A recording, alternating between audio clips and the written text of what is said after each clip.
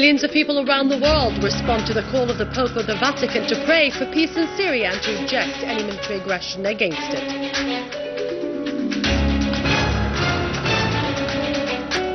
Demonstrations in various capitals continue to condemn the American threats of military aggression on Syria.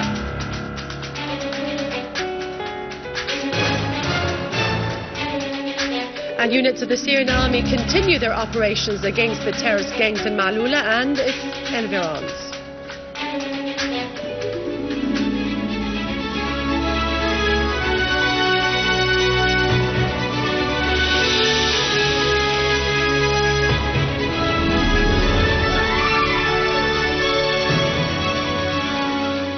Good afternoon. Millions of people around the world responded to the call of Pope Francis of the Vatican to pray for the return of peace to Syria and to reject any military aggression against it. The Pope called for work to achieve peace and reconciliation in Syria and the Middle East. His call was received with enthusiasm by 70,000 people throughout the world. The Pope said that war and violence lead only to death. War is the language of death, which is always a failure for humanity. Another way should be used. He asserted that people in the whole world should approve of this approach as soon as possible. In Damascus, a prayer session was held in the Cathedral of the Mistress of Al-Naya in Al-Zaiton quarter in response to the call of His Holiness, Pope Francis of the Vatican, to pray for the return of peace and security to Syria and against any military aggression. People in the cathedral prayed for the return of peace, security and love to Syria. The prayers were led by Patriarch Gregorius III Laham of Antioch and the Orient. He asserted that most countries of the world supported the political solution in Syria. Only a few states wanted military action. He called upon Syrians everywhere in the world to present the image of Syria to the whole world for their opinion as a country of love, tolerance and coexistence. In a meeting with the Syrian parties, the regional leadership of the Ba'ath Arab Socialist Party discussed the latest developments in the light of the threats of a direct aggression on Syria. The secretaries of the parties asserted that this threat unites everybody, regardless of political and ideological differences. They agreed to keep coordination and consultation open until this threat is repulsed. The Assistant Regional Secretary Hilal expressed appreciation of this solid attitude of the Syrian parties, standing united against this onslaught on our homeland. The regional leadership asserted at the end of this meeting that it would remain in session for an unlimited time.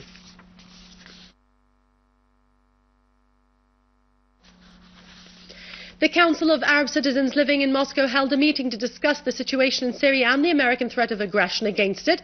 They also discussed the necessity of exerting more efforts for a larger movement to prevent such aggression.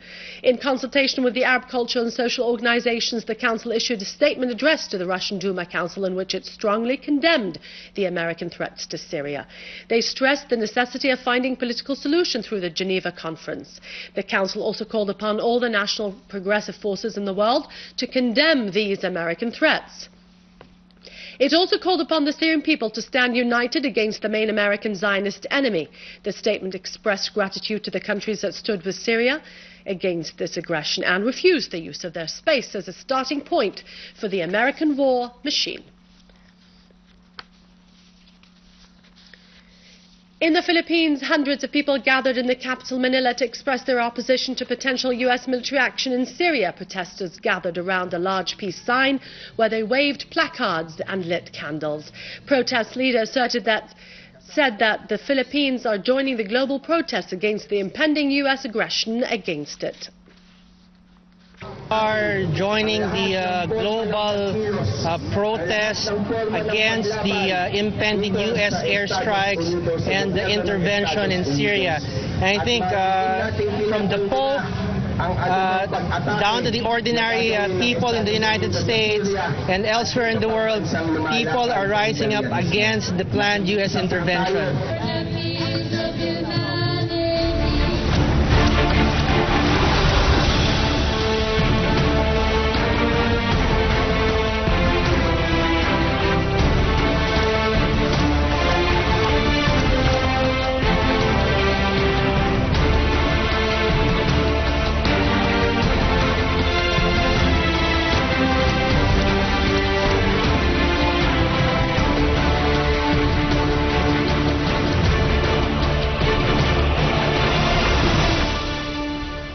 The Syrian Arab Army units continued their operations against the terrorist groups in the town of Maloula and its environs, killing and wounding many terrorists, including the leaders of some terrorist groups like Mustafa Khalila and Abu Hadil in Yabrud.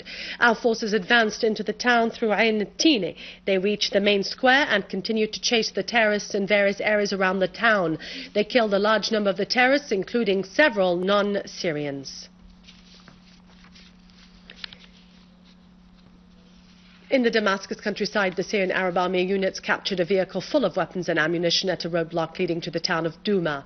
The vehicle also contained smuggled and stolen medical compounds and equipment used to detonate explosive devices. The British newspaper The Times exposed the involvement of Saudi Arabia in arming and financing the terrorist groups in Syria in coordination with Turkey, Qatar and Jordan under the supervision of the CIA. The paper pointed out that Saudi Arabia has recently increased the arming of terrorists after receiving this job from Qatar. The paper quoted Gulf security sources asserting that the CIA was supervising the operation of smuggling new shipments of weapons by Bandar bin Sultan into Syria across the Jordanian and Turkish borders in order to help the terrorists to exploit the intended American aggression. The paper also reported discontent in some Arab countries, particularly Saudi Arabia, with Obama's decision to refer the subject of military aggression to the American Congress. The paper added that Saudi Arabia has been pushing the U.S. to attack Syria for several months, and that Bandar bin Sultan paid repeated visits to Washington in the recent weeks. The paper also asserted that Saudi Arabia urged the Arab League to support this military intervention. In Turkey, and for the second consecutive day, Erdogan's forces continued to attack the students of Middle East Technical University in Ankara. Erdogan's forces used tear gas and water cannons in addition to rubber bullets against the demonstrators, a thing that led school students of Galatasaray High School in Istanbul to spread calls through social networking sites for demonstrations in support of anti-Erdogan protesters in Ankara. Thousands of demonstrators gathered in the streets leading to Taksim Square, walking towards Kazi Park, where the protests broke out earlier, but heavy security measures prevented them from reaching the park. Meanwhile, Erdogan's forces arrested 25 demonstrators.